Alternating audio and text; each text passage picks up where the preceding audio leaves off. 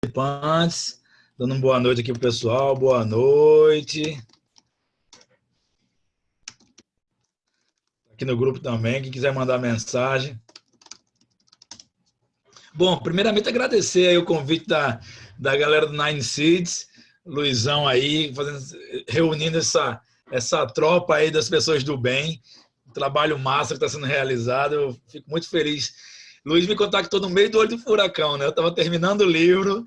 Aí eu disse, cara, como é que eu vou te ajudar? Ele disse, velho, o que você puder se dedicar aí já vai ajudar, né? Então, tô aqui, firme e forte. E muito obrigado, muito agradecido a todos vocês aí pela presença. Para mim é um orgulho muito grande poder falar desse projeto aqui, né? Um filho que levou 3 anos de gestação. Eu fico brincando que nem elefante demora tanto para nascer. E realmente é emocionante você chegar e pegar o seu trabalho e eu fico me emocionando, de vez em quando eu me pego viajando nessa história, né? E para mim é um encantamento ainda maior por conta da contribuição que esse material aqui pode dar a todos ao meu redor. Deixa eu me apresentar primeiramente para vocês aí, né? Me chamo Vini, como vocês viram aí nas chamadas. Eu sou carioca de nascimento, mas eu moro hoje em João Pessoa, na Paraíba, de onde eu estou falando agora.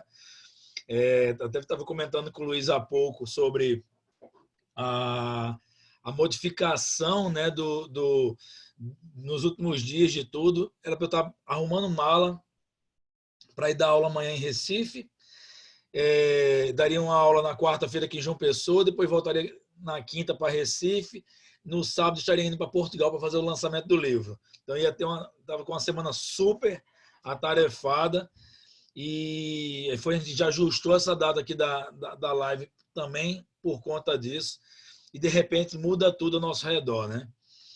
E graças a Deus eu estou muito feliz com esse meu momento profissional. Eu venho de uma família muito humilde, eu nasci em favela, no Rio de Janeiro. Um dia desse eu estava numa palestra, 2 anos atrás, e aí uma pessoa veio falar para mim que eu trabalhava com tecnologia porque eu era rico. E aí aí eu resolvi contar um pouco antes a minha história, na hora que eu me apresento agora em eventos, que nasci em favela, no Rio de Janeiro.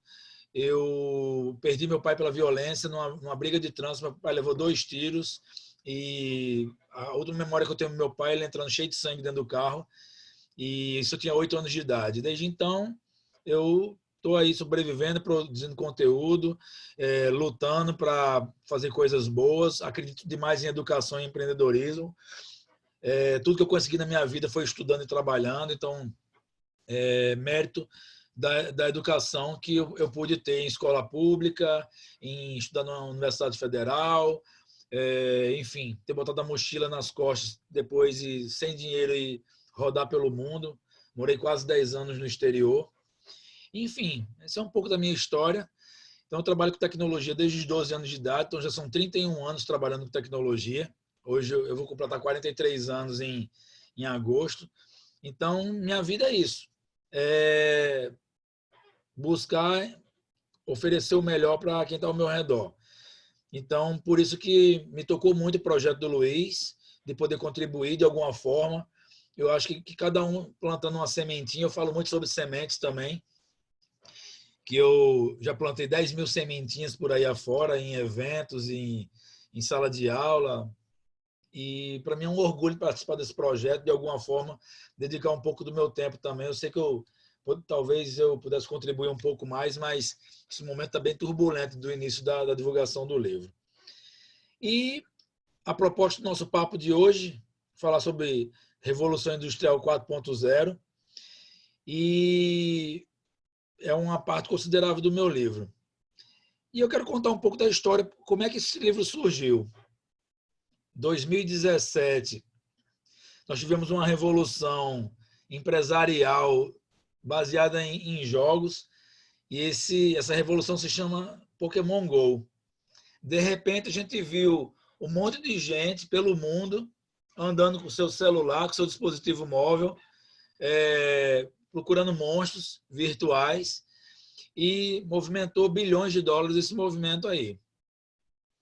E aquilo me inquietou um pouco, porque eu fiquei imaginando assim, pô, essa galera toda aí, utilizando uma tecnologia chamada realidade aumentada, talvez a gente pudesse usar, já que as pessoas estão tão familiarizadas hoje, devido à comunicação, esse movimento todo que o jogo chamou a atenção das pessoas, já que elas já estão adaptadas a esse processo, por que a gente não usar isso em prol da educação?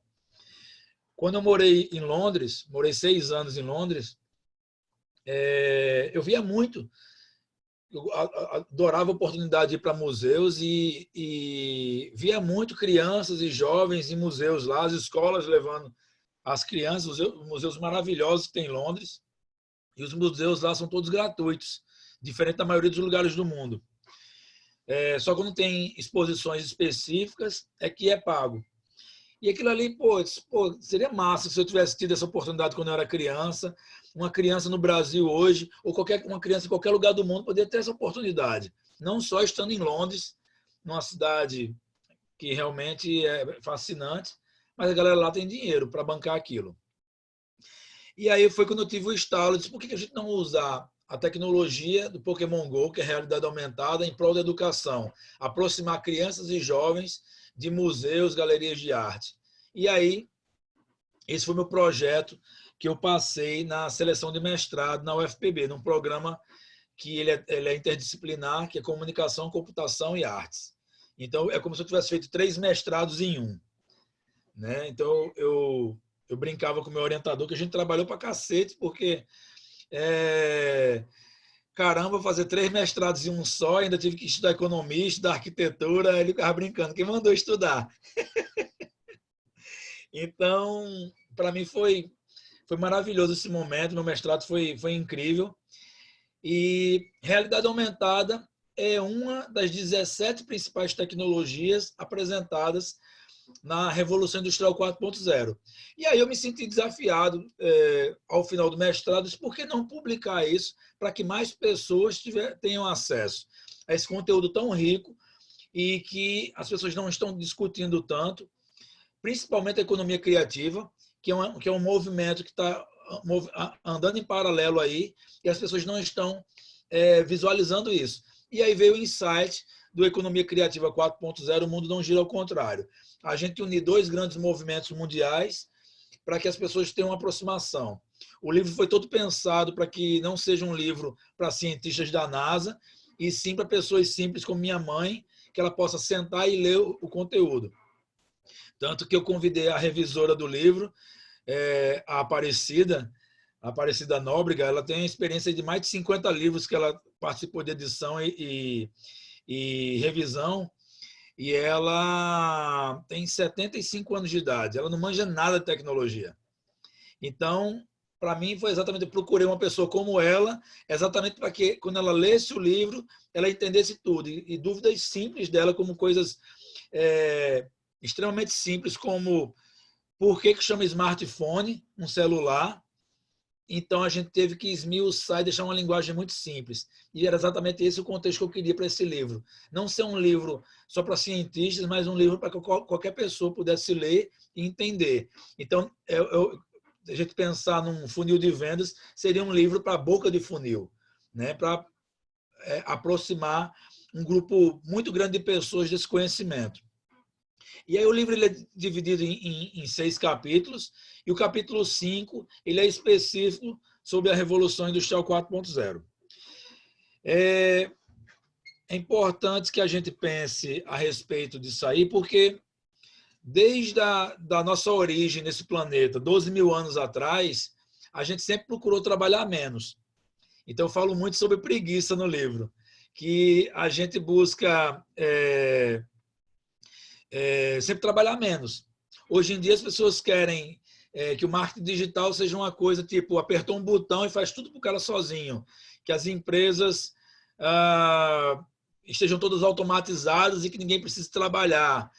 E eu não acredito nisso. Eu acredito que tecnologia ela é sim necessária, ela é sim importante. Muitas coisas são feitas melhores do que a gente faria, nós humanos, mas o grande diferencial é que se a gente se posicionar como máquinas, as máquinas trabalharão muito melhor do que a gente. Então, já existe debates, por exemplo, na China e no Japão, para vocês terem ideia, de pessoas pedindo para amputar alguns membros para colocarem membros mecânicos melhores do que os seus membros. Então, imagine você pedir para cortar um seu braço, para botar um braço mecânico, porque seu braço mecânico vai ser melhor do que o seu braço natural. Então, esse tipo de discussão já está acontecendo pelo mundo. Se vier a acontecer a Olimpíada no Japão agora, em julho, eu acho muito difícil que aconteça, mas se porventura acontecer, talvez tenhamos recordes paralímpicos melhores do que os recordes dos atletas ditos normais, principalmente os corredores de velocidade, porque aquelas pernas mecânicas deles, que elas dão uma impulsão, a tendência é que eles corram bem mais rápido do que a gente, com aquelas pernas ali, para vocês terem ideia. Um dos atletas paralímpicos brasileiros mais famosos, um corredor lá, o Petrúcio, ele é paraibano, por acaso, e ele já corre com índices tão parecidos quanto atletas semiprofissionais e atletas profissionais iniciantes.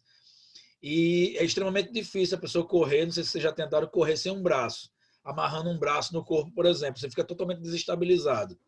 Então, a gente vai estar vendo esse tipo de coisa ao nosso redor. E aí, como eu vinha falando, que a gente sempre busca trabalhar menos, na época das cavernas, a dificuldade por conseguir alimento era muito grande, e aí pensou-se a primeira revolução, que foi a revolução agrícola, que era começar a plantar certos alimentos, era reunir os animais que conseguiam ser domesticados, e daí, depois de milhares de anos, nós tivemos a primeira revolução industrial, onde pensou-se, vamos deixar de fazer as coisas com a mão e vamos tentar fazer de forma mais rápida.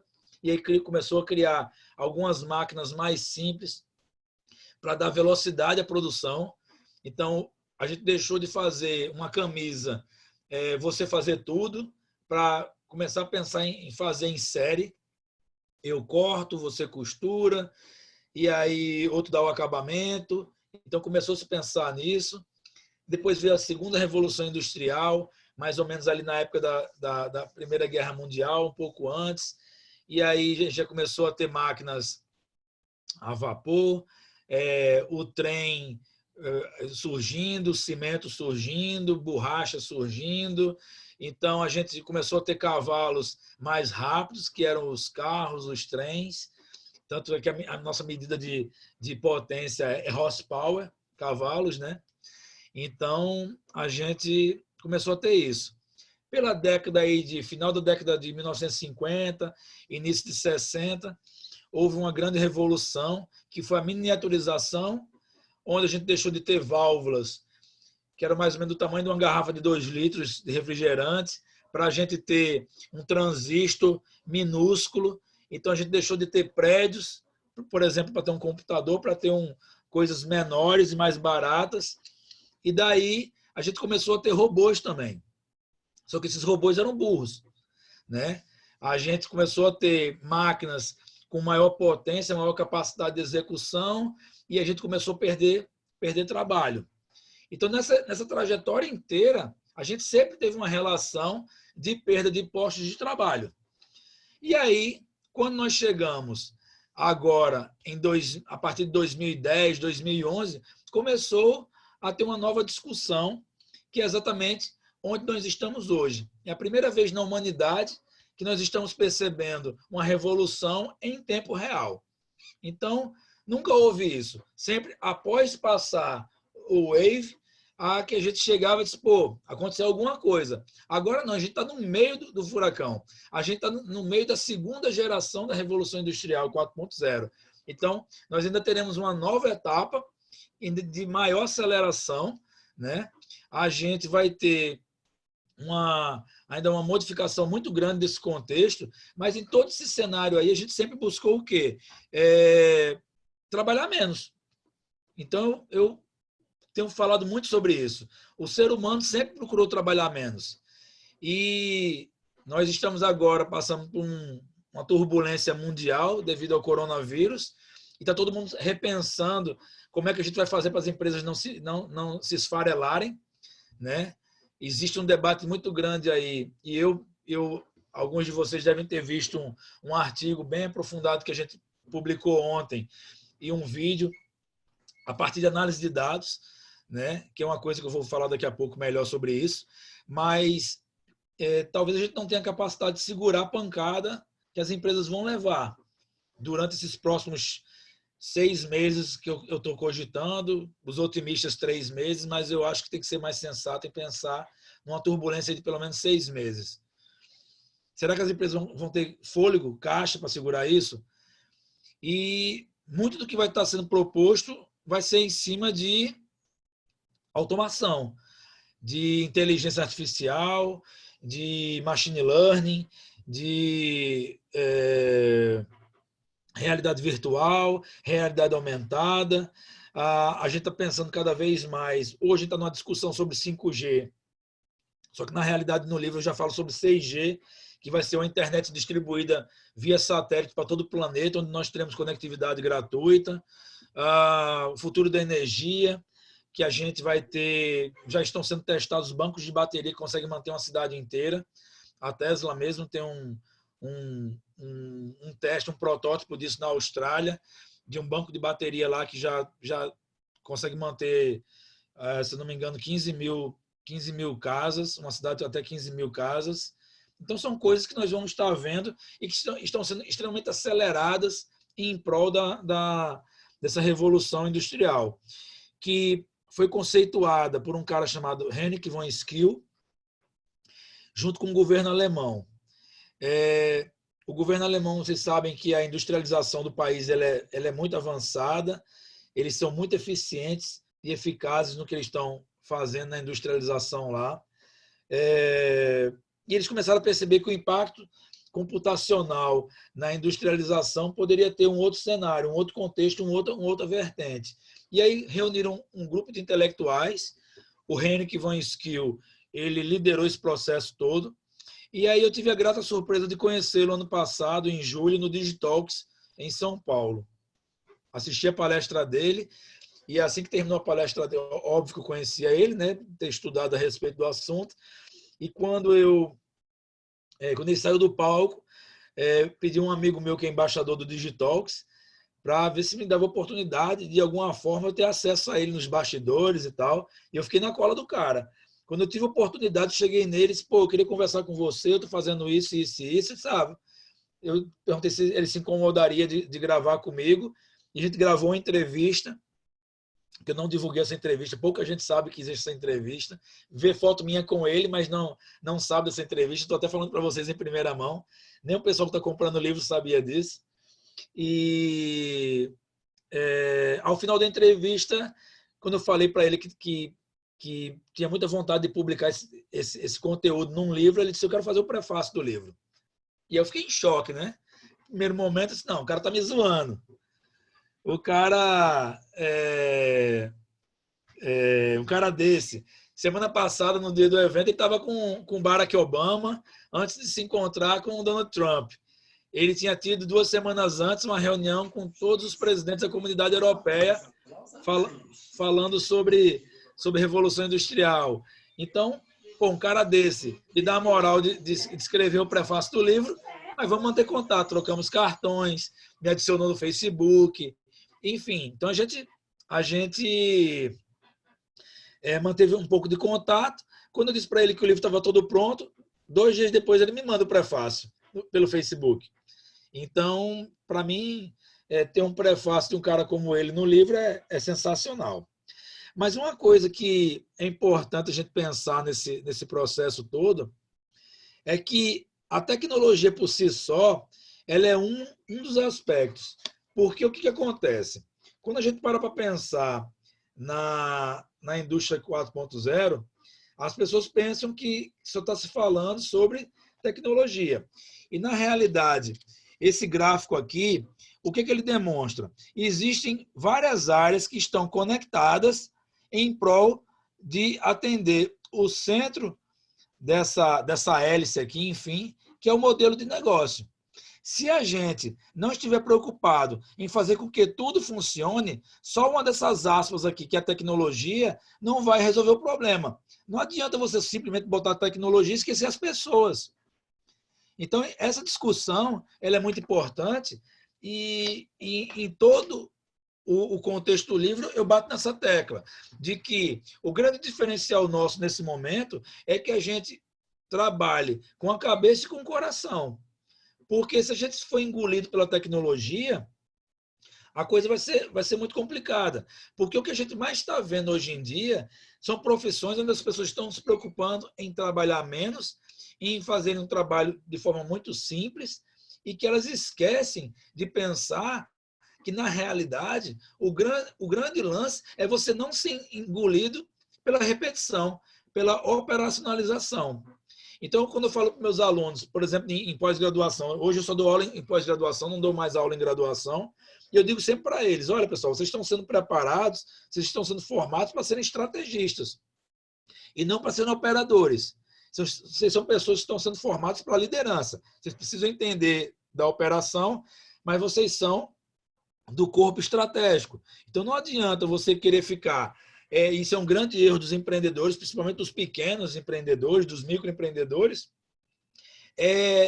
por falta de capital também, acaba que a pessoa fica pulando do operacional para o estratégico, do operacional para o estratégico. E nisso aí começa a ter um desgaste e você não consegue nem fazer bem nenhum lado, nem fazer bem o outro. Enquanto pessoas que operacionalizam, elas precisam ter uma liderança para dar condução para eles. Então, o grande lance hoje é que se a gente for ficar se preocupando continuamente apenas com a tecnologia, em ter o melhor computador, ter a melhor conectividade, ter o melhor software, o melhor customer experience, enfim, vários processos. Vou trabalhar com metodologias ágeis, com design thinking, enfim, o que tem de mais novo, e esquecer do lado humano, nós teremos um grande problema, porque o que vai acontecer naturalmente? Nós teremos uma quantidade enorme de pessoas perdendo emprego devido à tecnologia. Isso aí já é bem debatido, amplamente debatido, e a gente já sabe disso, que nos próximos 5 anos serão 5 anos cruciais para o que está se desenhando para a humanidade. E aí, nesses próximos 5 anos, as pessoas vão estar preocupadas em como é que vão se manter. Do mesmo jeito que agora a gente vai ter um lapso disso, imagine por muitos e muitos anos. Porque o médico, que ele é simplesmente um operacional, ele vai ser substituído pelo Watson. Vai ter um grupo de médicos se valendo de conversar com o Watson para pegar informação atualizada, muito mais rápido. O computador, em 2 segundos, ele lê todo o conhecimento produzido pela medicina na história da humanidade. Então, a gente vai ter uma conectividade muito mais rápida, nós vamos ter carros autônomos, nós vamos ter uma leva gigantesca de motoristas desempregados. O Baidu, que é o Google da China, é um dos maiores investidores, da automação veicular, principalmente de caminhões, e 40% do custo logístico da China está baseado no motorista do caminhão. Então, imagina a gente tirar 40% do custo, os caras vão ser extremamente mais competitivos, ter preços muito mais agressivos do que eles já têm hoje. Então, o que acontece é que, nesse processo todo, se a gente não se redesenhar e não se preocupar com o lado humano, a gente realmente vai ter muito problema. E é por isso que eu combinei o lado da criatividade, esse lado de reflexão, esse lado da economia criativa com essa discussão de alta tecnologia. Então, o papo do livro vai muito nesse sentido, de mostrar que a gente tem esse processo. Já vou dar uma lida aqui nas mensagens aqui no bate-papo para a gente puxar o debate aqui. Eu acho que, como eu combinei com o Luiz, eu acho que só um preâmbulo aí vai ser interessante para que a gente fomente aqui o debate. Eu acho que o debate é que traz a riqueza da coisa toda. Mas eu acredito que a gente precisa redesenhar muitos pontos nossos. Talvez a gente está tendo uma oportunidade aí com essa turbulência toda de pensarmos como é que a gente vai começar a agir de forma diferente. A gente vai precisar aprender a trabalhar em casa, por exemplo. Né? Amanhã minha coluna na CBN vai ser sobre isso, trazer esse debate sobre trabalho remoto. Eu já não tenho escritório, já tem mais de 3 anos e, por um lado, eu sinto falta, obviamente, do convívio com pessoas, mas ter um negócio mais enxuto é sensacional, porque imagina a quantidade de dor de cabeça que um empreendedor no Brasil está tendo hoje para pensar como é que ele vai manter o custo fixo dele, funcionários e tal, sem a empresa estar faturando. Todos os eventos que eu iria participar esse ano, até o momento, a grande maioria já foi cancelado. Imagina a quantidade de gente que vai estar desempregado no setor de eventos, setor de bares e restaurantes, setor de hotelaria. Estava falando agora há pouco com um amigo meu que ele é gerente do melhor resort do Brasil hoje, o Japaratinga Resort, que fica no litoral norte de Alagoas. Eles estão descabelados porque não sabem o que vai fazer para manter uma estrutura caríssima sem ter ninguém indo para lá. Então, esse debate é muito amplo e eu acho que a gente está aqui com um grupo aqui legal de pessoas onde a gente pode discutir um pouco sobre isso tudo. Eu espero que esse preâmbulo aí tenha ajudado a gente a pensar um pouco de que a tecnologia por si só, ela, no meu entender, ela não é suficiente para suprir as nossas necessidades. Com certeza. Ô, Vini, tem um pessoal que escreveu aqui, tem umas coisas legais aqui, ó. Vou começar a dar uma olhada aqui, que eu estava me concentrando em falar aqui, mas Não, estava foi massa, cara. chegando as mensagens aqui. Eu trabalho com tecnologia também, se a gente não pensar nas pessoas, não faz sentido, realmente. Cadê? O do Salvador falou uma coisa legal aqui, da rádio. Estudar é sempre bom, porque pensa que somos seres em construção. Eu concordo demais com isso aí, Salvador. Muito bom aproximar o autor do seu público. Se alguém Valeu. quiser falar aí, só levantar a mão aqui É, no Zoom ou mandar um texto aqui que eu libero o áudio. Se quiser fazer alguma pergunta. a Raula, eu acho que Raula é minha amiga aqui de João Pessoa. Ela está falando aqui a pancada nas empresas. Demorou 8 meses aí aprender a delegar as tarefas para as pessoas. Essa é Raula mesmo daqui de João Pessoa. Complicado, Salvador, desde a época da faculdade de jornalismo. Também sou graduado em jornalismo, viu, Salvador? Minha graduação é em jornalismo, tenho um MBA na Getúlio Vargas, em São Paulo, em marketing executivo, e esse mestrado aí no Centro de Computação. Desde a época da faculdade de jornalismo, escuto que o jornal vai acabar, o rádio vai acabar, e nada acabou, se modificou, evoluiu. Eu concordo, cara, eu concordo. Eu sou um apaixonado por rádio, tanto que quando recebi o convite da CBN para ser colunista, para falar de tecnologia e inovação, para mim foi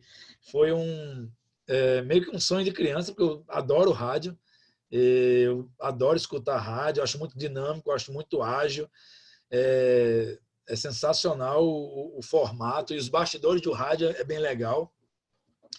Mas se a gente parar para pensar do ponto de vista financeiro, brother, jornal e rádio tem tido um perrengue muito grande para se manter.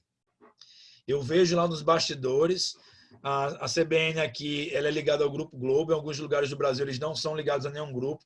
Por exemplo, em Teresina, eu fui dar uma palestra no passado pela Brasel, e aí me convidaram para falar sobre marketing político digital, e aí a CBN lá, por exemplo, não está ligada a nenhum grupo de comunicação. E lá eles me disseram que estavam passando muito perrengue para manter a rádio. Então, esse é o grande lance, porque acredito que o formato de comunicação como ele é feito hoje, ele realmente, ou ele se redesenha, ou ele vai ter muito problema. Hoje a CNN liberou o sinal, né? Eu não tive nem oportunidade ainda de assistir nada para saber como é que tá, enfim, mas a CNN é padrão mundial. mas eu acho que vai dar uma boa balançada na Globo.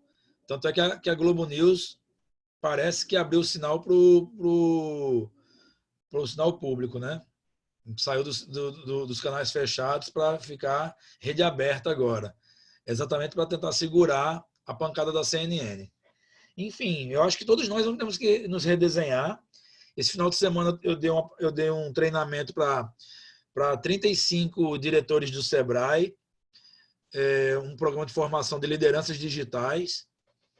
E o grande lance que a gente estava discutindo era exatamente conversar sobre como fazer para que o líder ele tome decisão baseada em dados e não em achismo. E que tantos dados abertos que nós temos aí, informação que nos abastecem sobre mercados.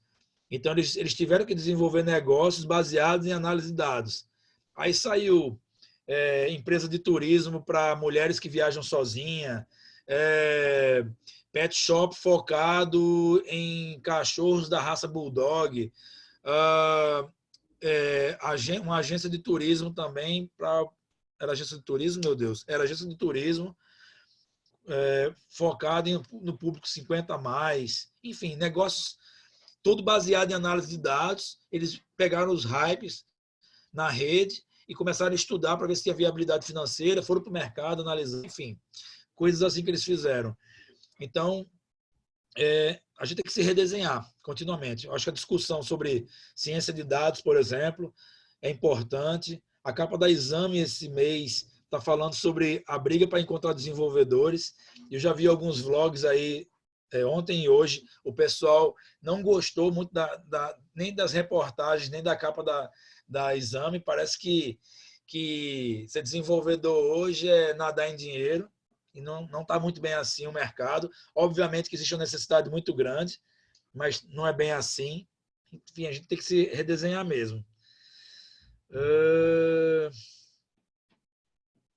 Raula falando aqui sobre BBB.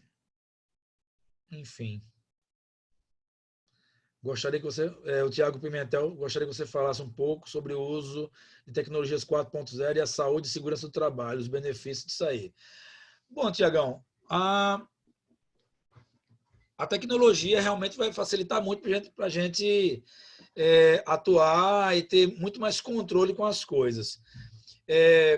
Falando especificamente sobre segurança e saúde do trabalho aí, eu morei 4 anos em Angola, trabalhando pela Odebrecht. Trabalhei em 2 obras. E na primeira obra que eu passei 3 anos, eu era o presidente da CIPAT lá, da CIPA, né? E a CIPAT era o evento. E por um tempo eu coordenei o ambulatório da obra. Então eu vi um pouco desses bastidores aí. O que acontece hoje em dia? Tecnologia 4.0, por exemplo, você pode botar sensores para saber se o camarada está colocando o cinto de segurança dele e, de repente, leva um tombo e morre de uma escada por conta de faltar prender o cinto de segurança. Como eu vi, 2 colaboradores nossos morreram numa manutenção de um poste porque um supervisor, numa distância bem longe, ligou um disjuntor lá e aí os caras estavam em cima do poste e, infelizmente, perdemos 2 colegas de trabalho por causa de uma ação, sei lá, não tinham protegido os disjuntores, enfim, não botaram algum aviso que não ligassem aquilo ali e perdemos 2 colegas de trabalho. Então, esse tipo de coisa pode ser muito melhor controlada através de tecnologias, né? Sensores, internet das coisas. Nós teremos aí, muito em breve, a expectativa que já a partir de 2022 a gente já tenha 8 dispositivos conectados por habitante do planeta. Então, as redes precisam aumentar a sua velocidade para a transmissão de dados, né? Hoje, 80% dos dados que estão trafegando no mundo são dados em vídeo. Então, a gente precisa estar atento a isso aí. Então, nosso papo aqui, eu estou em João Pessoa, vocês estão espalhados aí pelo Brasil, pelo mundo. A gente tem uma conectividade maravilhosa. Eu trabalhei 6 anos para o UOL antes de sair de João Pessoa para ir para Londres. E a gente tinha modem de 33.600. 14.400. Talvez alguns de vocês aqui devam lembrar que a gente esperava até meia-noite para se conectar. Então é bizarro hoje em dia a gente apertar um vídeo e assistir Netflix com a qualidade que a gente tem, 4K, enquanto a gente às vezes botava um vídeo e passava a noite toda para no outro dia de manhã a gente assistir um clipe de uma banda, né? Para baixar um MP3, enfim. Então, eu acho que o mundo está cada vez melhor. Eu sou positivo, eu sou um cara positivo. Eu não sou. Harari é um cara realmente importante para se ler hoje em dia, mas ele é apocalíptico. Então, quem lê 21 lições do século XXI, ao final quer se matar. Eu fico brincando com isso. Então, a gente tem que ter um pouco de cuidado ao lidar com esse processo todo, né? Andréia, se puder, gostaria que falasse sobre a relação do engenheiro de produção com a indústria 4.0. Andréia, a engenharia de produção, no meu entender, ela vai ser muito favorecida com todos esses meios tecnológicos, né?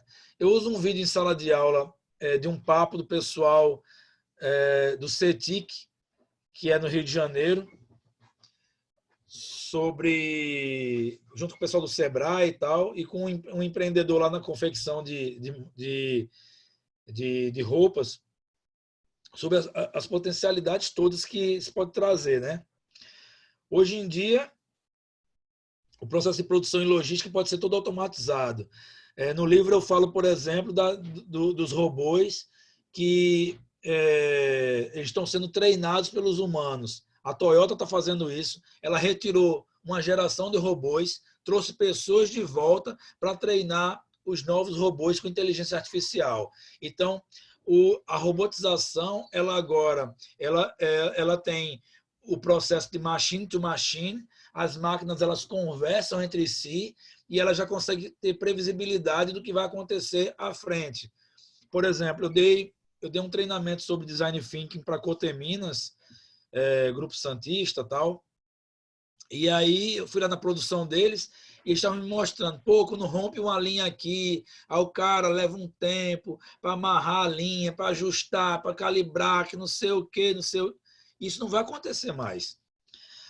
O robô ele vai analisar a linha em tempo real, já vai perceber que a linha está acabando e já vai mandar uma notificação para o setor de logística. O setor de logística já vai mandar uma linha nova lá, já vão deixar a linha lá e a máquina não vai parar, por exemplo. Hoje a gente vai ter, a gente já mentorou 2 startups aqui no Sebrae da Paraíba, desenvolvimento de IoT, exatamente para análise de eficiência energética. Então, eles colocam um sensor numa máquina ou num disjuntor, enfim, consegue ler a rede elétrica toda e saber, aquele ar-condicionado deveria estar desligado, ou aquela máquina está consumindo demais, aquela geladeira, é muito mais jogo para você vender aquela geladeira, jogar fora, doar, fazer qualquer coisa com aquela geladeira e comprar uma geladeira mais nova. Então, os dispositivos conectados, você consegue ter informação e tomar decisões muito mais assertivas do que achismo. Eu acho que aquela geladeira está consumindo demais. Não. Você vai ter um sensor que vai estar dizendo isso. Então, a engenharia de produção, realmente, ou esses profissionais se ajustam e buscam estar mais próximo desse processo todo e que realmente, o que a gente tem percebido nas discussões, nos debates, os profissionais estão tendo um pouco de dificuldade de se aproximar desse processo mais efetivo, da mão na massa mesmo da indústria 4.0, é um grande hype você chegar e analisar e ir para cima desse processo aí. Então, eu acredito que seja uma grande oportunidade de crescimento profissional para as várias vertentes da engenharia aí e da tecnologia se aproximar do que está acontecendo agora. Salvador falando internet de escada, maneiro. O Marcos Lima também. Tem uma galera, todo mundo da minha geração, né? Então a galera já sabe como é que é. O Marcos Lima falando aí de indústria 4.0 com relação à química.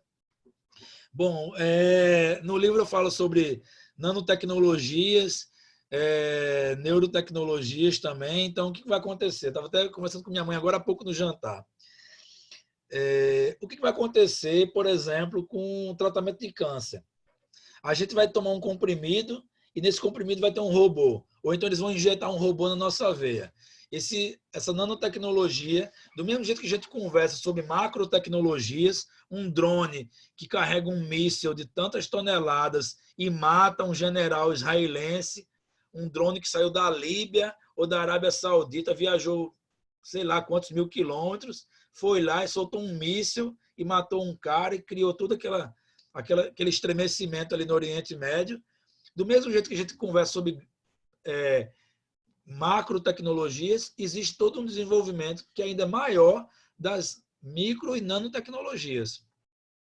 Por exemplo, em dezembro eu fiz uma cirurgia nos meus olhos. Eu fiz a correção visual por LASIK. Então, o laser, ele fez um buraco na minha retina de 0,9 nanômetros, que é menos de 1 milímetro. Então, o laser vai lá de forma precisa, fura lá, coloca lá o laser, corrige lá a parada, você já sai andando, já sai olhando, uma vida inteira de óculos e você, de repente, tá novo. É uma libertação. Desde os 6 anos de idade eu uso óculos e, de repente, eu saio da maca, lendo tudo, olhando tudo, andando. Enfim, minha vida mudou completamente. Ainda é uma tecnologia cara para grande parte da população, mas eu acho que R$5.000 para fazer uma cirurgia dessa é um dinheiro que a gente consegue economizar. Então, é uma tecnologia acessível, né? Então, eu juntei dinheiro um pouco, dando aula, juntei o dinheiro e paguei a cirurgia.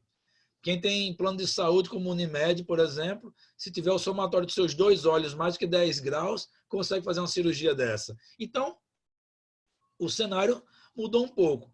Na química, o que está acontecendo, por exemplo, no Japão, o pessoal desenvolveu um chip lá que, em vez de fazer testes químicos, por exemplo, da indústria de cosméticos em animais, usa um chip que simula as mesmas propriedades que estivesse testando na pele de um animal. Então, isso foi um tema de uma das minhas colunas da CBN. Então, todas as áreas elas vão ter acesso à informação para poder se favorecer disso. Realmente, a gente vai ter, principalmente com a computação quântica, uma possibilidade de fazer cálculos muito mais dinâmicos. Desde janeiro do ano passado, a IBM já lançou comercialmente a possibilidade de você alugar a capacidade de um computador quântico, coisa que a gente não discutia, a possibilidade disso, era só uma questão matemática teórica. A gente tem a possibilidade de um computador quântico ser equivalente a 20 milhões de computadores pessoais. Então, a capacidade de processamento é gigantesca.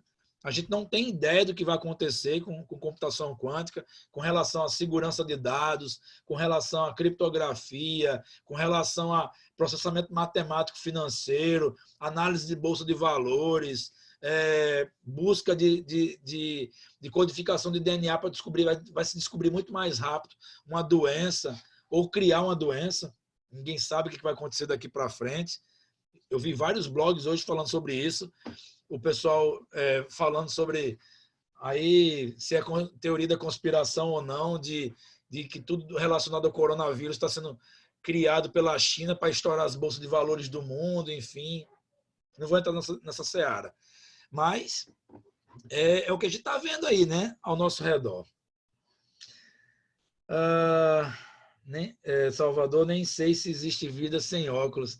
Uso desde os 8. Brother, eu também é estranho. Você passa a mão no rosto querendo ajeitar. Eu operei também. Eu usava desde os 4 também. Fiz o LASIK também. É ótimo, cara. Recomendo. Pronto. Uma coisa que eu falo no livro. Meu olho direito é cego. Eu brinco com o pessoal que eu tenho um problema de cabeamento. O olho é bom, mas o nervo óptico não consegue mandar informação para o cérebro. Então, fisiologicamente, o olho é perfeito. Só que por problema de cabeamento, o nervo óptico não consegue mandar informação para o cérebro. No livro eu falo sobre isso, mas foi esse ano, no final do ano, eu acho que já foi esse ano, teste num hospital na Espanha que colocaram um chip na base do cérebro de uma senhora lá, ela cega, colocaram um óculos nela, o óculos tinha uma câmera e essa câmera ela ligada por uma fibra nesse cabo na base do cérebro dela e ela já conseguiu olhar objetos, ela conseguiu jogar Pac-Man. Então, é insano uma parada dessa. E um outro teste na universidade, acho que na Califórnia, não vou lembrar agora, eles implantaram um chip no olho da pessoa e aí o chip ele ocupava a função das células defeituosas que não conseguiam mandar informação pelo nervo óptico. O meu problema é no nervo óptico. Então, eu fico brincando para os alunos, dizendo que daqui a pouco eu vou botar uma fibra óptica no meu olho e para o cérebro e está tudo de boa. É o que vai acontecer muito em breve. Então, a gente vai ter solução para um monte de coisa muito em breve. E isso tudo é a parte boa da tecnologia, né? Tem um livro de dois pesquisadores da London Business School, 100 Years Life, que eles falam, né, que as crianças que estão nascendo de 2010 para cá, como meu filho, que nasceu em 2014, eles vão viver mais de 100 anos. E aí, combinado com isso, eu falo no livro que nós não teremos mais profissões, teremos ciclos profissionais. Porque imagina a chatice, o cara ser 80 anos da vida jornalista, 80 anos da vida desenvolvedor de software. Então, passar um tempo como jornalista, um tempo como chefe de cozinha, um tempo como guia turístico, e vai ser assim, uma coisa muito natural para a gente. Mas é bem massa mesmo você poder trocar de profissão, se especializar em alguma coisa, desconstruir, reconstruir de novo, aprender outras coisas. Daí para a gente é um conhecimento também, né? Com certeza. Eu acho muito rico, eu acho a possibilidade maravilhosa. Eu adoro trocar ideias com pessoas diferentes, por isso que eu sou apaixonado por design thinking. Acredito que essa pluralidade ela ajuda demais, ela facilita demais com que a gente tenha melhores resultados, né? E eu acho muito bom ter contato com outras pessoas. Com certeza. Alguém quer comentar, falar alguma coisa aí? Ô, Marcos, você veio pelo grupo da Ingrid? Peraí, deixa eu mutar aqui. Aí. Acho que tá sem som, Marcos.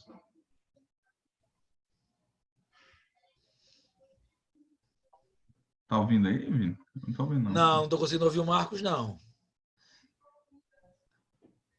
Tá desmutado aqui. Deve ser o microfone. Não tá vindo, Marcão. Será que se desplugar o fone aí, Marcão, e usar o micro... Será que não vai? Do PC, né? Tenta tirar o fone. Quem mais está aqui? Deixa eu olhar aqui os participantes aqui do grupo.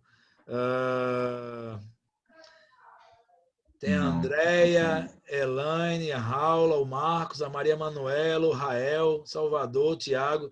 Obrigado demais, viu, pessoal, pela presença de vocês aí. De verdade, é uma honra estar aqui, poder contribuir. Tá certo? Desmontei todo mundo aí. Vamos ver. Eu vou fazer um negócio aqui inesperado, viu, Luizão? Fala aí. Quem tiver online aqui agora com a gente vai mandar o endereço para você. Eu vou mandar um livro autografado para cada um dos que tiverem aqui. Louco! Vou mandar um livro autografado para cada um de vocês aqui que estão aqui com a gente hoje. Caramba, aí sim! Aí a gente faz uma planilhazinha com todo mundo que estiver online aqui com a gente.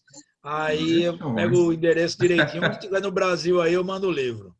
Vai ser uma honra para mim aí. Deixa eu anotar aqui, ó. A Raula entrega pessoalmente. A Raula, quem tiver em João Pessoa, ela faz comida libanesa. Vou até tirar um... Ô, louco, aí sim. Meu, a Raula é brincadeira. Olha, tá até dizendo que tá com loja nova. Faz tempo que eu fui lá comer. O rango dela é da hora, meu. Não, chama aí, eu tenho que passear por aí também, dar João uma Pessoa é viajada. maravilhoso, cara. Para mim é o Conheço. melhor lugar do mundo. Sem falsa modéstia. Já fui em vários lugares. Só é ruim de ganhar dinheiro aqui, mas aqui é maravilhoso para morar. Ô, pessoal, vamos tirar um print aí também, ó. Assim eu já vejo quem tá aqui, ó. Quem puder colocar a câmera aí, eu vou tirar uma foto, depois eu vou postar lá no LinkedIn, quem participou aqui. Ó, a Raula entrega pessoalmente, tem que ir lá comer mesmo, aí...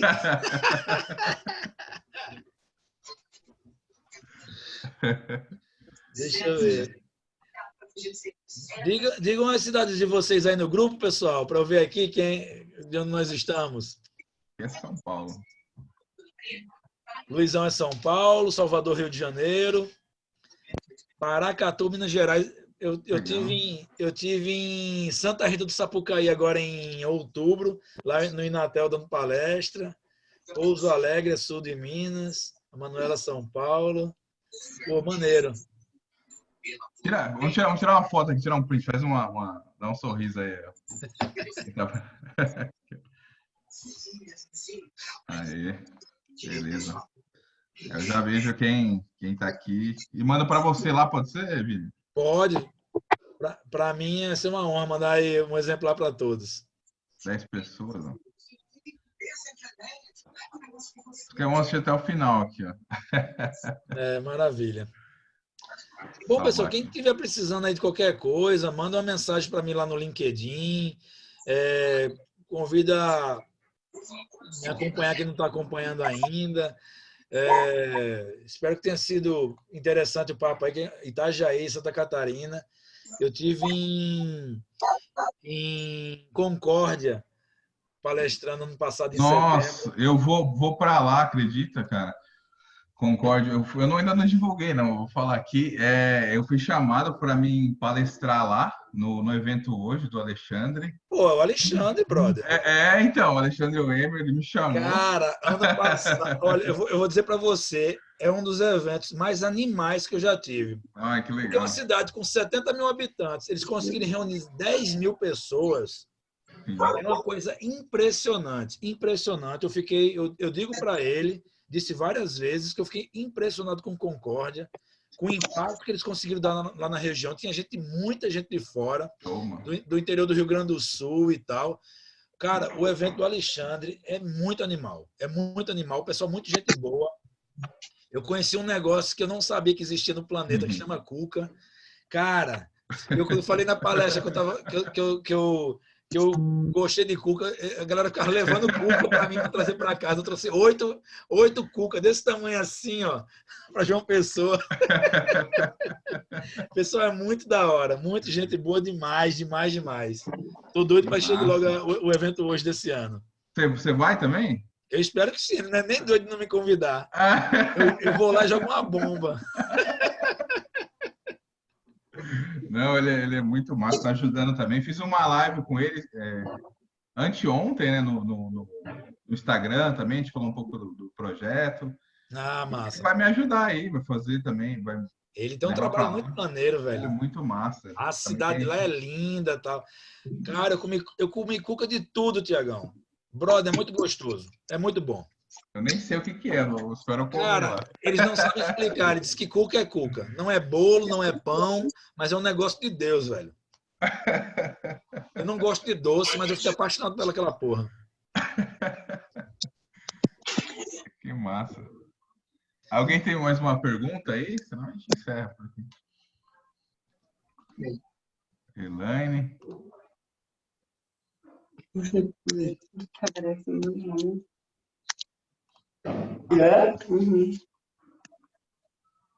Aí, Salve. Oxe, não tô entendendo, não. Não, tranquilo então, Vini, é isso. Pô, obrigado demais aí pelo tempo de vocês, galera. Espero que tenha ajudado, tenha contribuído. Qualquer dúvida que vocês tiverem, qualquer coisa. Espero o endereço de vocês aí para mandar um exemplar do livro. Para mim vai ser uma honra enorme. Agradeço aí, Luiz, pelo convite aí de fazer parte do Nine Cities e espero poder contribuir e eu acho que a gente tem uma missão muito importante nesse momento, que é tranquilizar as pessoas. Eu tive uma reunião com minha galera da empresa. Provavelmente ainda essa semana, mais tardar na próxima, eu vou começar a fazer lives semanais aí, Legal. para ajudar empreendedores a como passar esse momento de crise aí, porque a gente precisa se unir para manter os negócios. A gente não pode deixar esse país quebrar de novo, a gente não pode deixar a galera desesperada nesse clima de pânico que tá tendo. Eu discordo disso tudo e nós temos realmente um problema para enfrentar. A gente não pode entrar nessa pilha que a mídia está desenhando e que a gente realmente precisa se unir. E eu acho que cada um se doar um pouquinho, a gente consegue ultrapassar essa turbulência aí bem. Com certeza. Legal, me chama aí quando for fazer. Simbora, vamos embora. Já ajuda a pedir compartilhar. ajuda aí da galera para a gente fazer esse processo aí. E realmente eu conto com vocês nesse desafio aí, porque a gente precisa realmente gerar conteúdo de qualidade e relevante para o pessoal. Só muito obrigado pelo tempo de vocês, viu? Eu que agradeço, Vini, brigadão mesmo. Pessoal, obrigado por ter assistido. Me manda para mim aí no WhatsApp, ou manda direto pro Vini aqui. Eu já tirei o print para você ver quem estava aqui online, beleza, Vini? Nossa. E aí eu vou compartilhar, acho que amanhã no LinkedIn lá, qualquer coisa eu marco o pessoal também. Também aviso, beleza? Obrigadão aí. Obrigado demais a todos vocês, viu, pessoal? Deus abençoe todos. Até mais aí, pessoal. Valeu. Tchau, tchau. Tchau.